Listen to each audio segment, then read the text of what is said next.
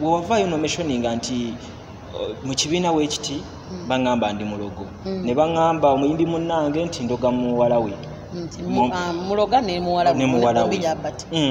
kyatadde abayimbi banno abali mu kibiina ekyo ku bunkenke tuteeka abantu bamumanyi reason being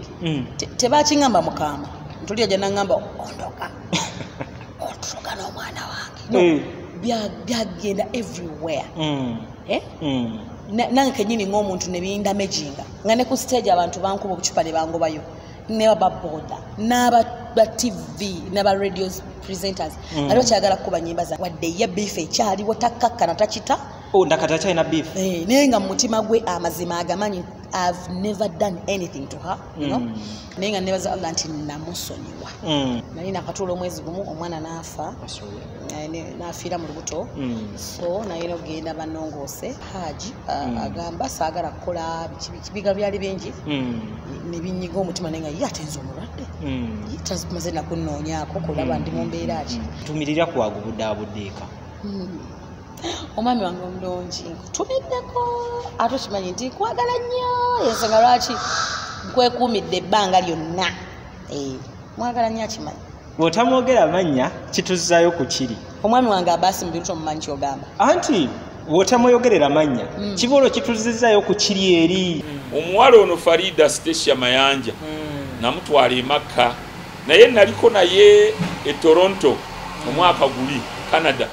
naye ng'ayambadde bw'ati wamu n'ekyo ng'ali mu bazungu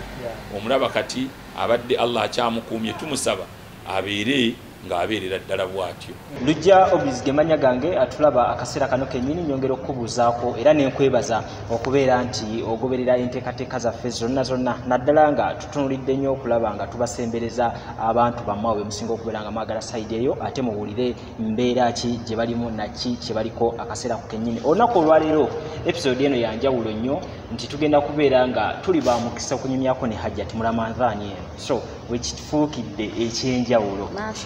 Hajjati salamu alaykum. Wa alaykum assalam wa rahmatullahi wa barakatuh. Ogamba otya Hajjati? Alhamdulillah. Embeera njiraba nnungi. Mashallah. Sawa mutekuyisizza bubi.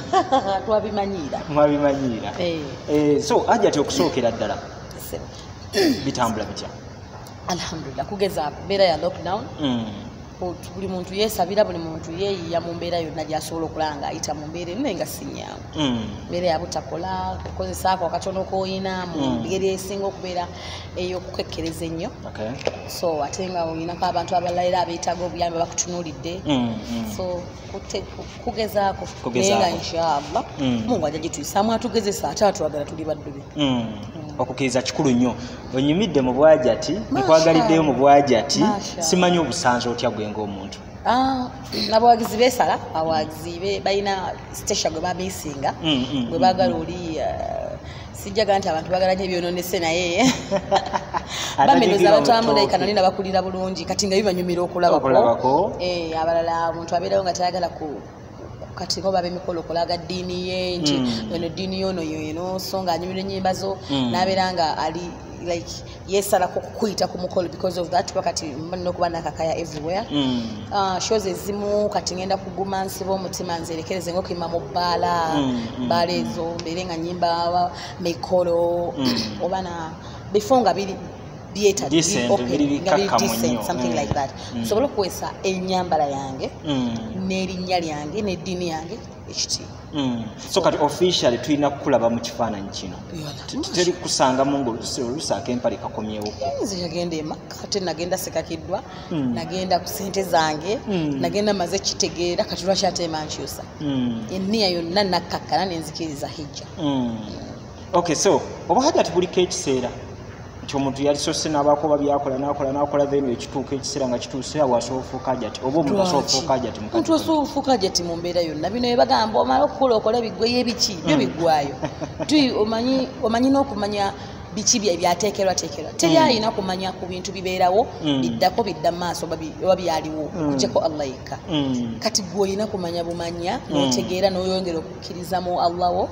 nokola ebyetaaga nokola ebisaanidde kuba tetumanyi ofaddeyo liwoddi so n'okikola ng'okyali mulamu ng'olina obusobozi n'obulamu kukkiriza so oba Hajjati buno nga tubuvaako bukusaze ku bawagizi bo aye tulaba okyali mu music kibuzabuzaamu kaawo ajja kudde byonna byonna nteekateeka za Mungu kuswasa zaamu nteekateeka za Allah naye byonna tebibulamu besaamu ne bamala ne bakomawo era bamaze otegeera ekifaananyi abagala eddiini ate n'abasiraamu bangi mashallah Allah wanaabanga ye ploti mwayagalidde okuntambuliza nti nkolerenga abasiraamu inshallah era kijja kuba kirungi bwe kina ne kinaaba n'abantegeddeyo mu mbeera yonna nze bwendi okudelivaringa services kuba nze ndi muyimbi onyumiddwa nnyo obwaji ati tugambe nti mugwe katulaba nti walwawo okola ki hijja okola hijja era nalwawo kubanga nagisaba Allah like in 3 years like namala emyaka 3 nga mesa Allah pa hijja Allah pa hijja najimpa mwaka ogwokusatu kubanga nali nayagala nnyo okukola hijja mu bulamu bwange nabeeranga ngamba wempeza 30 years nina okukola hijja nina okukyusa buli kimu ate 30 years yange eyo teyali nyangu mugana yalinga joga nti ngudde mu bizibu gali agazibu gasinzigwa was like why did I even say this? Kuganda ikanesunga nyo 30 years. Nali ndi so proud okubeera nga ndi 30 years. Era nga njagala buli kintu kyenjagala nkikolere in that period of time. Ate ne bitabeera. So kutwagala nnyo ebintu ate nga ne Katonda alina yatutegekera. So ne kitabaawo era nagenda ndi 33. Alright, tukyagenda maaso ne Hajat Farida Mayanja. Simanyi oba erya Stecia nawaawo nditeekamu. Terina dini linya nze nali eyiza nasala manyaawo nekufika ko leta S ngitereka nekufika ko leta T ngitereka nezijamu ekigambo nze ndi mugezi nofuna Stecia Mayanja Mayanja libalyana bali atata okay so olunaku lwayo tugenda kutunuulira ebibiina mwoyimbidde tutunuulire embeera gy'oyisemu mu bibiina ebyo olwaliro kye tuliko olina kye bayita house girl Stecia and the house girl tugenda kuba tukitunuulirako then still awo katono nnyo due to public demand twogerekoko ne ku relationship eno abantu batambulirawo nnyo naye okusookera ddala mulimu ki gwe wali okola before nga tonayingira music nsoma wali from school no joining a music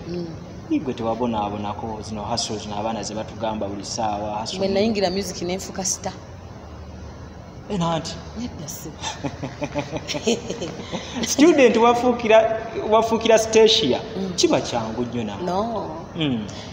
bakuba by then tewaliwo bino pressure eriwo nyimba bazikubiranga bwerere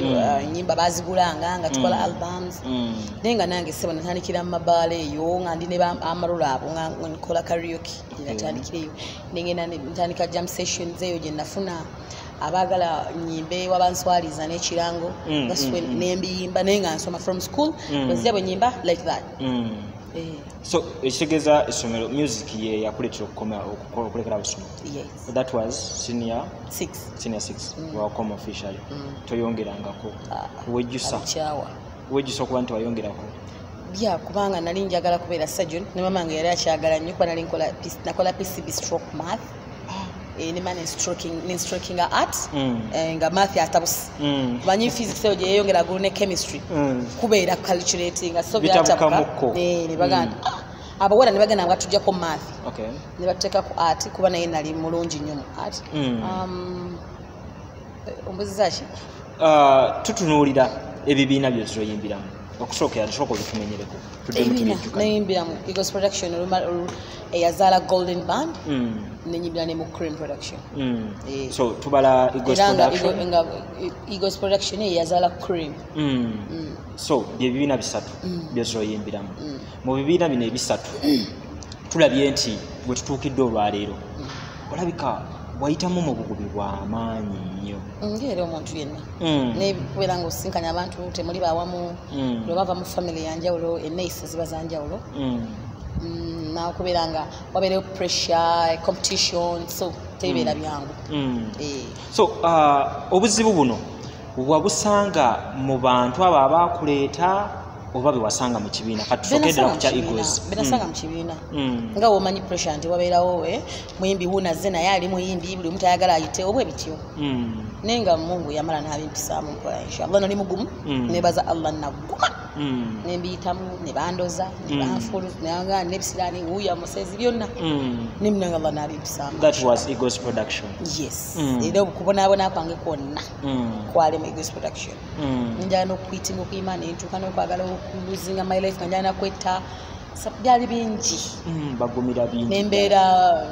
nga ndi mu nsibo omu like nga siika ngamba nti amunange kweganga nga bingi nembiyita mu mbeera ya Eagles Production nga ffeeno public tetusobola kumanya nti oyita mu bintu ebifaanana weebityo weebale kikirizika ajati waliwo omulala nnyo omanyi waliwo oba nkuyite kugereesa oba enjogera yaliwoko emabegaawo nga buli batunulira ekibiina kyammwe ekya Eagles nga bagamba Stecia oyo ne kusaasira maybe bakazi tebanyigirwa mu ttooke babandabanda bamafiya anti nze saakulira mu kyalo siri mu kyalo wadde abakulira mu kyalo munansonyiwa sikigozeza kujerega nendi wa mutino kulira ayo makindi akatwe kibuye kati lowoozaamu awo nenkulira mu katale ekibuye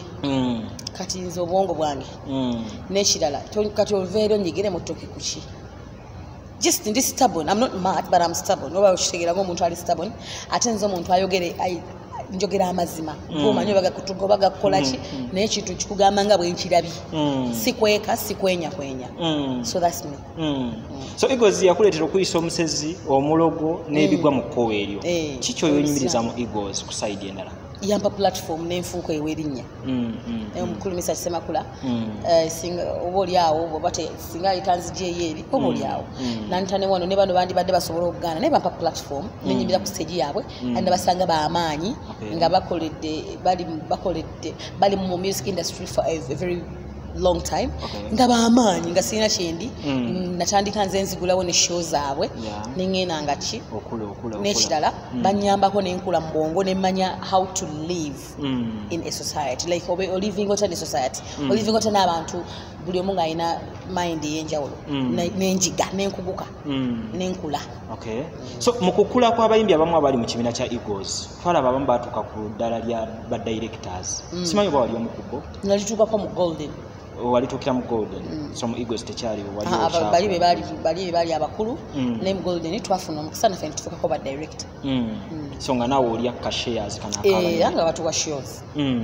so kigambibwa okuba nti abayimbi mwenna ngayo mutambudde okuva mu Eagles golden nayo gigattekaawo bamubeera bebamu nti muli successful nnyo mufunye nnyo tufunye eki ate ffe abaali abakozi bakamu baffe bafunye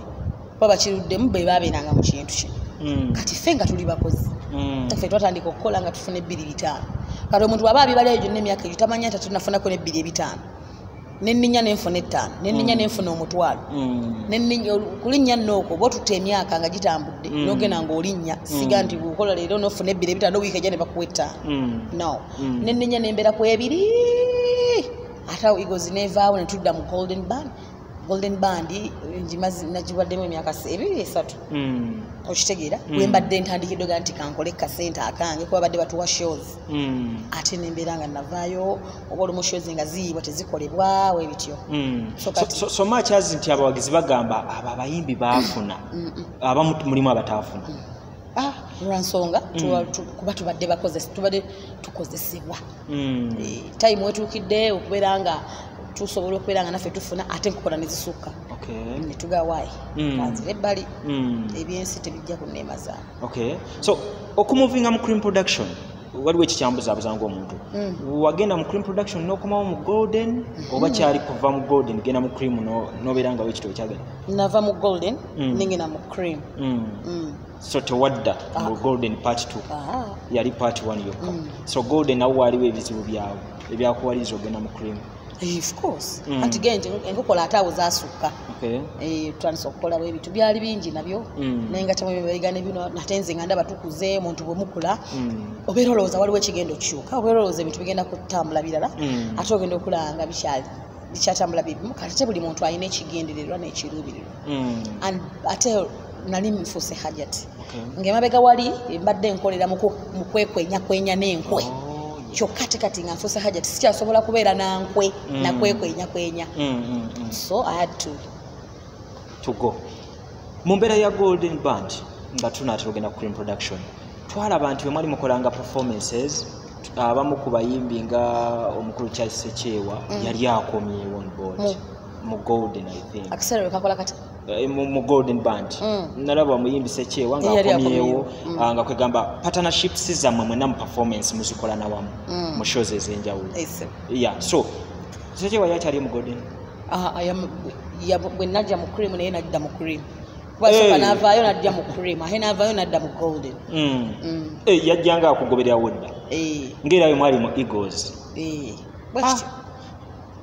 cream production ki kyatuukawo ate cream nali mulwadde nafunawo obuzibuzibu nagwa ku stage eya cream nga nyimba nenfuna obulumi bw'omugongo era nakati kukyannuma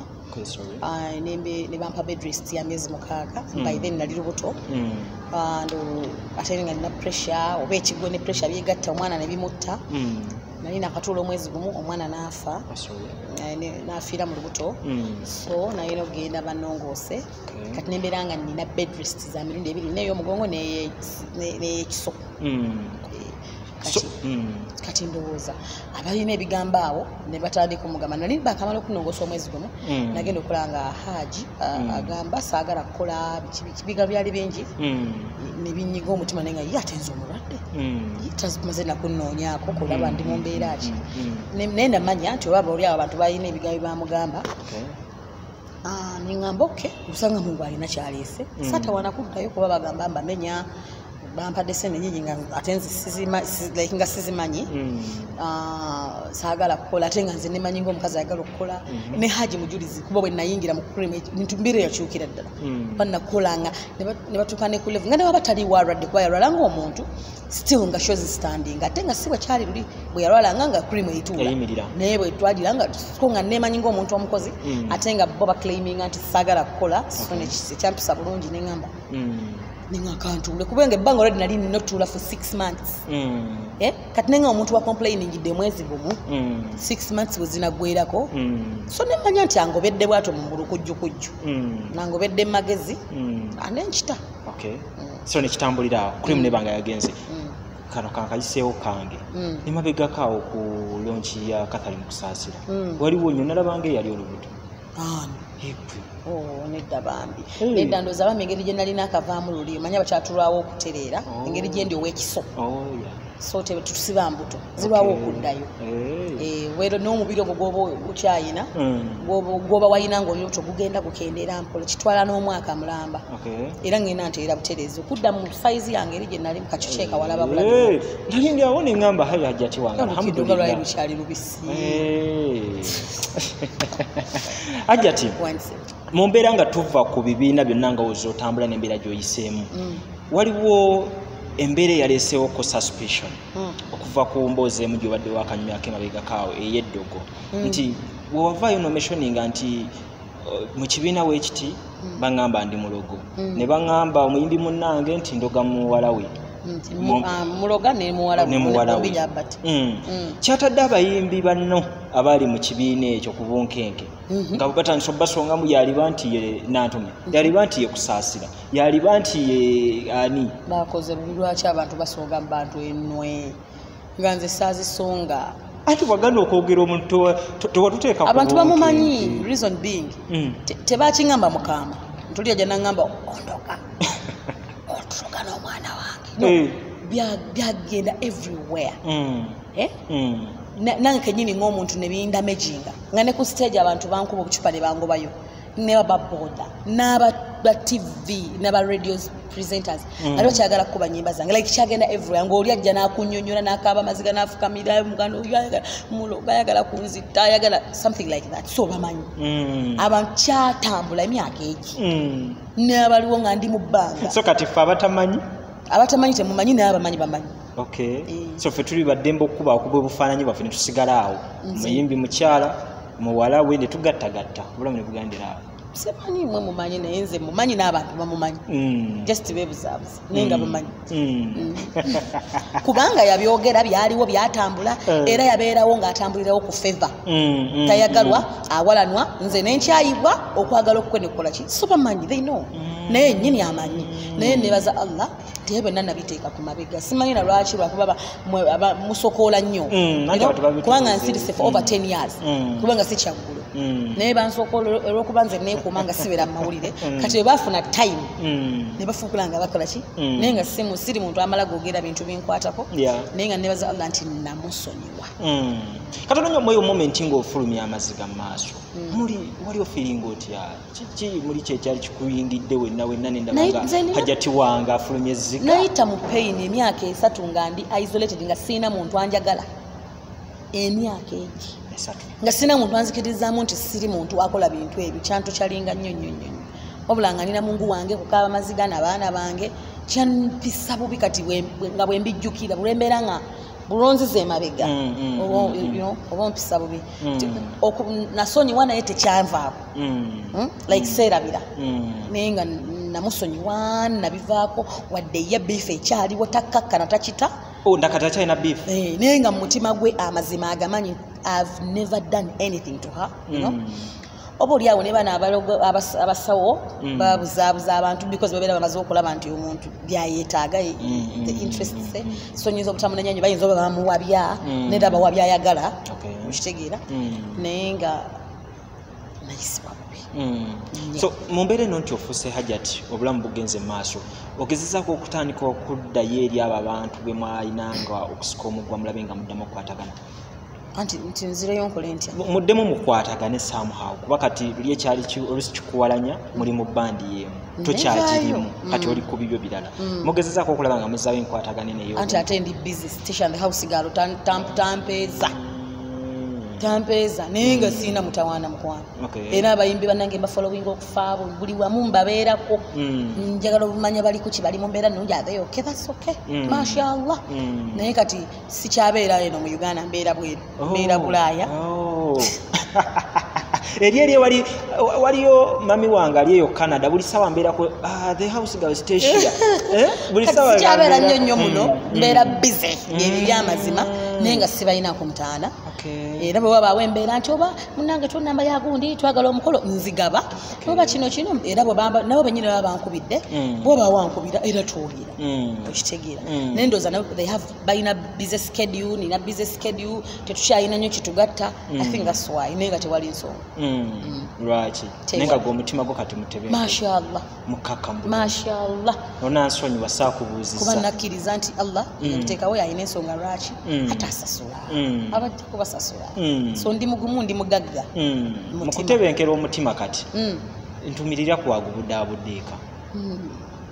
omwami wange omulungi nkutumiddeko ate okimanyi nti nkwagala nnyo ensonga lwaki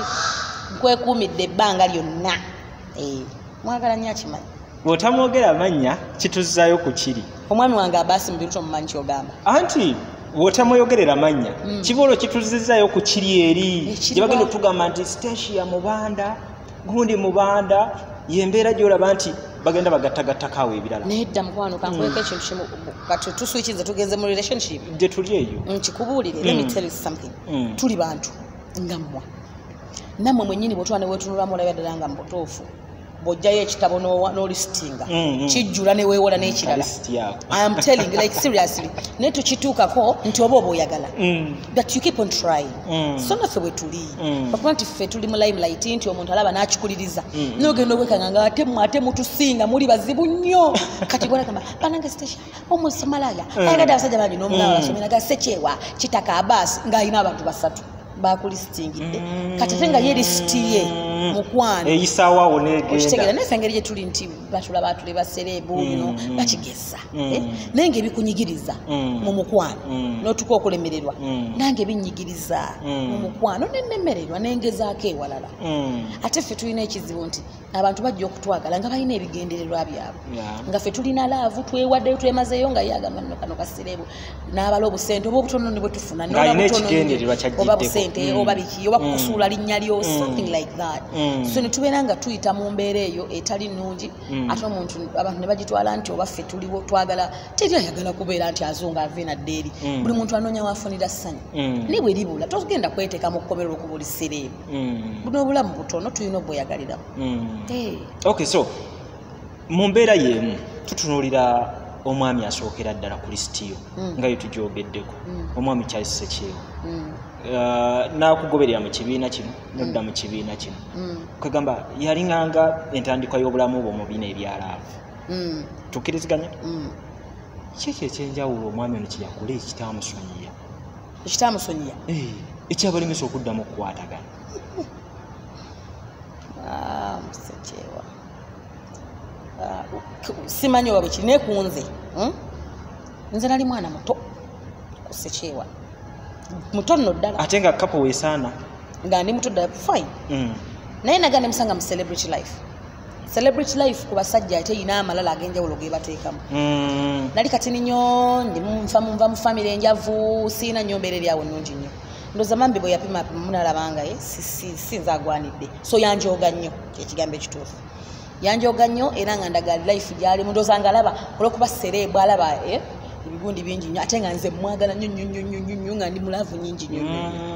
kati mambi yankola bingi nenneekyawa abakyala bwe twekyawa naddala nga nze tetutera kudda mabega tukyawa kye tuba tutegeeza omutwe wakolayo obutereeza omutima gwo gutowololera anti ozza ogukola biki ojja nga ogukola ogukooya bwegukoowa guggala kati kyekyo yajja akola bingi weyazuulira weyaddira engulu angansiirinze ng'enkokota eri kuli waliwo ekintu ekyasinga okunneewuunyisa mbalaba muli ku stage mwami na mukyala naye nga temuzze kukuba kicuba mukolaganye kiri ekyo kyokka tukuba ne tulwanamu awo ne twefumamu awo buli omu nadda ewuwe kuba twakizuula abayuganda mwagala nnyo ebyonoonesi kati ffe ne tukikolamu ssente ne tugaa kitambula nti kitambula yabaasi ne tusumulula omuziki era kyekyamugira nga ndooza nga agamba kubanga bwe yabeera nga yekka fayini ng'akola naye ndooza nga combination tevaayo wabuliraye waliwo ekibulamu naye nga bwe twakikubanga fembi nga tukikubira ddala ffe nga tuva ku stage ne ze batufuuye nga zisinga ze bagenda otuwa kyanyumanga personal ekyanyumiranga nnyo so ndooza bambi bwe yakirabangamu ng'abeera agamba Stecia Yuda bakangende tupafominge naye I think that's why naye nga tewali nsonga ndala yonna bannange si byangu tekikirizika naye embeera mwagikwasaganya neggwa wali omuzaliddeyo ku baana nedda ku bbanga eryo lyonna emmeka nabeera ne Stecia emyezi 8 naye era kapo yali hype tap nga buli muntu agitegeera celebrity life okitegedde celebrity life gyenkugambye ne bakigezza nnyo naye nga ate mwagenda nokitegeera nti twagala ne Stecia nga twayawukana dda azooba okitegeera celebrity life nti ebintu binege gye bigejja ne bigaziwa ne bakizimbulukusa just 8 months okubeera nga yali ku mitwe gy'abantu baali balowooza n'omwana ng'asooka nti ye taata we yembeera gye tubadde tumanyi simulinamu mwana era ffe twebuuza kimu omuntu oyolinamu n'omwana oluusi abaana be bagatta abakulu batugamba kiki ekibalemesa bagatta balala sinze naye mankwinamu 8 nga nzigaddewo kyemba ntegeezezza bangi olidde nze nkyawa gyenkoma okwagala gyenkoma okukyawa mu mbeera weetyo ng'omaze oyita mu relationship esooka notryingako eyokubiri kiki ekisigala kikumovingisa paka ku yokusatu bujozi bwammwe musajja muli bajozi kola okuba ndi muyimbi gonjolonge nga bondaga bogenda okunkuba mu mawulire abasajja kye bakozesa nja kuswaza nja kasuka ebintu byemutaba mu mawulire nja kukola bwenti biki nja kukola bwakujoga bwakola obwenzi obwenkukunala gw'omutadde mu limelight n'afuuka serebu abufuuse ku lulwo aye nayagala ayite wasula okitegeera kuba gwe nnyina wenja okukulabisiza anti so kukakkana celebration nakufuna byamala kati ate nonzimbirako abalala noyagala obeere okomola okuba serebu nontulugunya nembonaabona nja kutya okugamba nti bajja kugamba batya oyo si yenze obulamu mbeeramu ngambw eyagaliramu ngambwagala ne Kurani yakirambika ensonga lwaki waliwo talaka Allah yamanya abantu batonze banjawulo buli omu yamutonda bugwe buli omu mutima bugwe buli so yamanya nti embeera esobola okubeerawo ne mutakwatagana kisoboka so nze embeera bwegaana nedda mukwa mumwogera ebyammwe naye nga nze ndi wala ng'era ndi mukweyagala mashallah kandooza embeera ebaddewo mabega kati wano wetutuusewo kati okitabukira okkakkana bukakkana okitabukira kitya anti naye ammanyi gwebageta ammanyi naye ammanyi era ammanyi okuhandolinga omu nze sibeera mukomera siri mukomera I'm supposed to be happy Allah yatonda abaami nga mulina otusanyusa tulabirira otwagala so si tutulugunya ammanyi bulungi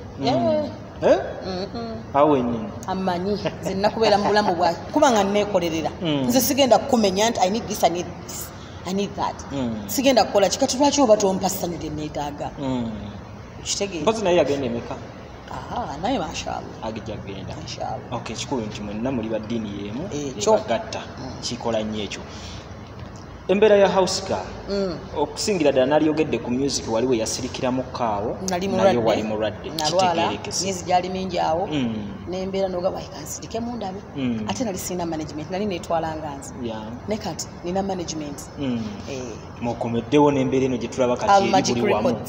buli wamu nina okubeerawo kyova ne interview zifu ziringa mazzi manager video mpya tutunulya project ya internet wawulidde akaswida ekizibu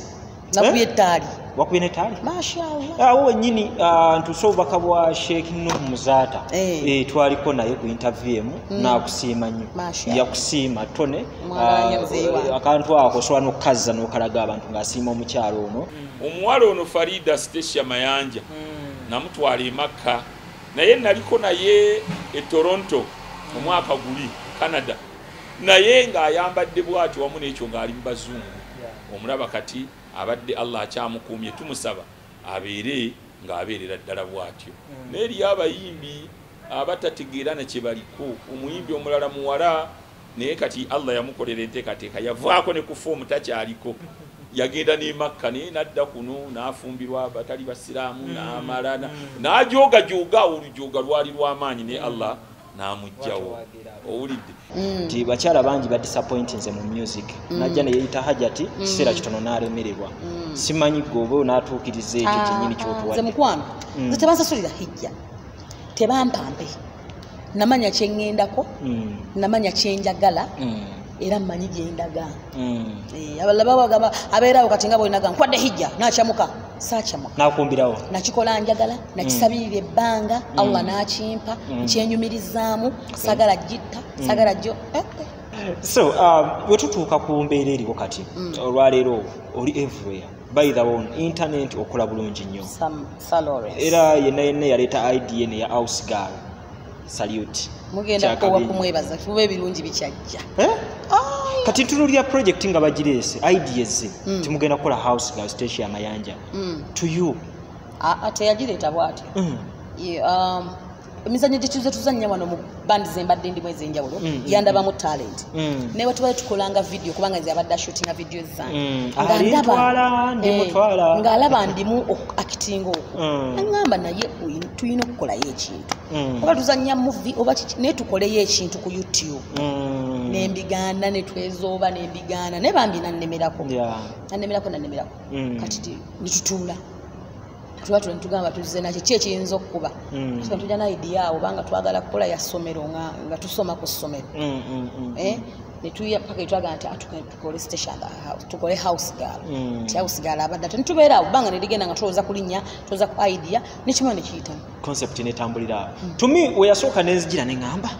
lwaki Stecia bamulireetinze ku house girl obulamu bwe bwaliko ko house girl kyekiki yenakubuuziza wakola ki nga tonnayingira music nanze nali nkolera mu katale ne maama wange so tebyali mu house girl just idea yakutambuza tusanyusa abantu kubasomesa kubanga oba oketegereza leero bekakusesa enkya nekakuyigiriza tusomesa abantu abakozi ab'enjawulo nze waliwo omukwano gwange yaŋŋamba yakozesa abakozi 8 really so kitegeeza abakozi abo balina embeera ez'enjawulo n'empisa zaabwe ez'enjawulo so zetubeera twagala okulaga era leero mwasooka ne mulaba Katalina leero mulaba Tteebe obuddako mujja kulaba ani boosi yarajja kukyuka naye abakozi tugenda balaba ab'enjawulo tulabe ku house boy tubalabe ku basikaali bwe kityo tugenda kigaziya tugenda kisiba ku kintu kimu naye nga tusomesa abantu kuba abantu bino babiraba babiyitamu abantu temumanyi bakozi bye bakola waka kati ebyenjawulo bigezaako okujjayo okay so tebwajja ti buno nno bunaatuyambira ddala bujjamu n'okusomesa so era kati omuntu oba oli eyo nga gwokanyumirwa ku ssimu towa subscribing osuba bingi kwano gwange aleeyo subscribe Station the house girl kuliko ebirungi bingi kwe kuli video yange abakazi tukumira bingi abakyala mmanyi muyina embeera gye muyitamu mugumira bingi I know mubiyitamu n'ogamba yenkola ente naddala abo abanene be nnamenya kubanga kati olaba nze ka Stecia nze mpita mwoyo guluba olwaba banene ate bo jukira batya kino batya kiri so mbasaba subscribe Stecia and the House Girl, ring the bell, racho ring akabella botutekayo omanya tutekayo buli lunaku ku ssaawa 10 tukyalina potential bawa buli lunaku tetunako want tubawe mu wiiki lunaku lumu buli lunaku kyayagala obbawa buli lunaku kubanga tulina obusobozi so tukusaba following Stecia and the House Girl. Stecia Mayanja mu following ku Instagram Hajat Stecia Mayanja ku Facebook page yange eriko Hajat Stecia Mayanja so mu following ne YouTube channel erienda ya Stecia Mayanja everything bintu bena bigenda kubera nga bitama ne gubulola bakagambo Stecia please follow nga kuliko Hajat nga kuliko Hajat follow olabe ebyokuyiga bigenda kubera bingi nzero ya wamwe abakyala ngenda kwenyigira nnyo mu bakyala ngenda balwanirira entalo zammwe insha Allah kati mbasaba mumbeereko neyo tukole omukwano ogwo ogutagwawo tujja kukifunamu so wenyini nga tumaze otunulya project eyo nze nkwebaza bwebaza webali kuba muyiiya mbadde enda kubuuza nti katukoze mu House Girl music tajje naye video empya olwedde weeri ate n'endala empyejja n'endala n'abakyala n'abayimbidde ettaali banne mulinoonyi bataali baliyita mataali bakazi mataali bakyala bwe batambulira n'ettaali ne ku YouTube kweruli ku YouTube channel yange Stecia and the House Girl muluwulire lubuulirira abakyala kintu nno ngenda okyambusa wa mumanyi kye mulimpa nenze kati navuddeyo okulwamu embalage talenti zonna si kuyimba kokka ate era nekirala mukwano gwange leero quarantine eno ogizeemu ki nze nokankuleko ebyange bingi nze mu quarantine eno njiza obutabeera ku mulimu gumu njiza okubeera nga njiya wano nawali singa wano wagaana ate wano obeere nga wayingiza njiza okusevinga ne weziba nusu 10 njiza okukola shopping ewaka tewaggwawo bintu just in case njize nekirala ate njize nnyo okutya Allah okutya Katonda okubeera nga buli saa mwetondera neyongedde okumanya eddiini n'okubeera nga nsoma Kuruhani nagituuse kati kyenakasoma kisinga kyembuzaayo obunene kitegeeza neyongedde nnyo okwagala Allah neyongedde nnyo omumanya neyongedde nnyo n'okumanya nti eno ensi si yaffe tetwemazaamu bizimbe biri wali bizi birungi kufa naye teryalimu okulaga nti mesendooza zezirimu amamotoka tugalina abamulina gabbeeyi gali gati naye mukwano gwange ofuluma n'otambuza ebigere n'ogireka waawo ezimu zanise n'okufa olw'obutatambula kitegeeza ki eno ensi si yaffe tetwemazaamu sigenda kubanga nsukka waawo tubadde ne Hajat Farida Mayanja Stecia Mayanja ali musinga okubeera nga mutegera side eyo okubeera nga tunyumyamuko emboozi naye wano newali manyi nti ketunyumizaamu era Steve kalina kyekakoze eri obulamu bwo bate biyitikamu munnaye netulanga okyayimiridde si byangu ate nga nkyayimiridde ntandika butandisi noddayo n'oyiiya n'olunaku lwala n'oyiiya kitiibwa kya Allah mwesigamidde simugattako kintu neki so wano wenyini kusaba busabi nti genda ku YouTube obeere ng'onoonya page ya House Girl Stecia and the House Girl subscribe share like comment oyagala okunyumya nange fekka babiri oyagala ku Stecia oyagala okutekayo comment yo jja ku Instagram otekemu Hajat Stecia Mayanja tunyumye emboozi ekwaje onyumirwa experience wabulemu neno kitofuuka nesenga mu maaso mukwano nakugambye guminkiriza ngo osirise just follow Stecia Mayanja buli wamu ojja kukiriza kale tetugera kwa tutukawo wano lujja obizigemanya gange tukwatagane nate mu episode eddako House Girl tomwerabira ku YouTube House Girl and Stecia Mayanja and the House Girl ku YouTube then nango so okunoonya wano wennyini ku Cavton music noyongera okubeera nga naawe subscribinga side eyo no sharinga then okulabanga twagaliza abana Uganda by the way n'oteekamu ssente zo n'oteekamu production team eyo yonna n'obawa ekifaananyi nga quality kwegamba simanyi ekikulu kyawe na kusubscribe Almagic yekikole ekyo Magic eberenga ekwasaganya ekintu kino njagala katononye tutunulire ku luyimba lw'olupya bagumira bingi tugumira bingi mutuyisa bubi mu abaana kati bwe tukyogera ffenna kitukwata ko naffe tugumira bingi ebiriwa mugenda obigumira nga mumaze tutulugunya gomanyi karantine eno kyetukoze litolaga karantine kati fe okuva lwozaalibwa ng'oli mukazi otoba wasinzidde ku ki kyekyo ekyakujjidde n'ogamba nti kati abakyala twetaagamu ka message kaffe kyanzijidde byempiseemu olulimba luli based on a true story ebigambo ebyo nabikwata nze kennyini nembiwa omukulu Dr. T ne amanya g'abakyala bonna nga listing nga maze birowoozaako nga neroozaako embeera gye ntamu nga nnoonya engeri gye nsobola expressingamu obulumi abakyala bwe tuyitamu nga njagala okufuuka eddoboozi ly'abakyala bangi eyo ne nga nkoze ntya nga naye mba tosala gwakola naye nga yabulamu ne nga tugumira bingi kubanga ngumidde bingi. So basically music we yenalina gw'ozooyimba can we say nti abeera kukwatirako ddala? Zino ezimu naye luno ddo lunkwatako ddala saana dwegaana kwatiraako ddala mumbeera ti lukwatirako ddala kwe luli ku social media olutaddeyo dda ku YouTube biki buli wamu genda ku Stecia and the House Girl ogenda sanga olimba tugumira bingi olukooneko oluplaying olusharing toweerabira okusubscribinga bannaye